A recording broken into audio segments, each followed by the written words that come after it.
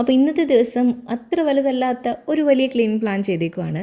പിന്നെ നമുക്ക് ചെയ്യാനുള്ള കാര്യങ്ങൾ സിറ്റ് ഔട്ട് ക്ലീൻ ചെയ്യണം, അതുപോലെ തന്നെ കാർ പോർച്ചും ക്ലീൻ ചെയ്യാനുണ്ട്. അതുകൊണ്ട് തന്നെ കാറും കൂടെ വാഷ് ചെയ്യാമെന്ന് വിചാരിച്ചു കേട്ടോ. കുറേ ചെടികളൊക്കെ വെച്ചിട്ടുണ്ടല്ലോ, അപ്പോൾ അതും ഒന്നെടുത്ത് മുറ്റത്തേക്കൊക്കെ എടുത്ത് വെച്ചിട്ട് ഒന്ന് റീഅറേഞ്ച് ചെയ്ത് വെക്കാനുണ്ട്. പുറത്ത് കൊണ്ട് വാട്ടർ സർവീസ് ചെയ്യുന്നത് വല്ലപ്പോഴും മാത്രമാണ് കേട്ടോ. അതായത് ഇൻറ്റീരിയറൊക്കെ ഒന്ന് ഡീപ്പ് ക്ലീൻ ചെയ്യണമെന്നായി കഴിഞ്ഞാൽ മാത്രം. പിന്നെ ഈ ക്ലീനിങ് എന്ന് പറയുന്നത് എനിക്ക് പണ്ടേ ഇഷ്ടമാണ്. എനിക്ക് ചെയ്യാൻ പാടില്ലാത്തതും ക്ലീനിങ് ആണ് കേട്ടോ.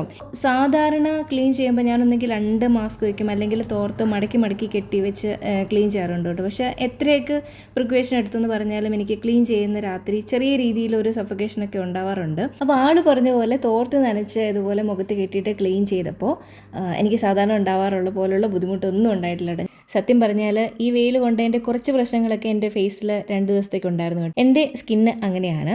ഞാൻ പകുതിയൊക്കെ ആയപ്പോഴത്തേക്കും മടുത്തു. അപ്പം ചെറുതായിട്ട് ഒന്ന് ഇരിക്കാമെന്ന് വിചാരിച്ചു. അപ്പോൾ വെറുതെ ഒരു മിഠായി എടുത്തുകൊണ്ട് വന്ന് കടിച്ചുകൊണ്ടിരിക്കുകയാണ് കേട്ടോ. സിറ്റ് ഔട്ടിലിരുന്ന ചെടിച്ചട്ടികളൊക്കെ ഞാൻ എടുത്ത് പുറത്തേക്ക് വെച്ചിട്ടുണ്ടായിരുന്നു. അപ്പോൾ ഇതൊക്കെ ഒന്ന് നന്നായിട്ടൊന്ന് ക്ലീൻ ചെയ്ത് ഇതിലെ പോയ ഇലകളൊക്കെ ഒന്ന് കട്ട് ചെയ്തിട്ട് അതിലെ പൊടിയൊക്കെ ഒന്ന് തൂത്ത്, പോട്ടിൽ നന്നായിട്ട് പൊടിയൊക്കെ പിടിച്ചിരിപ്പുണ്ട്.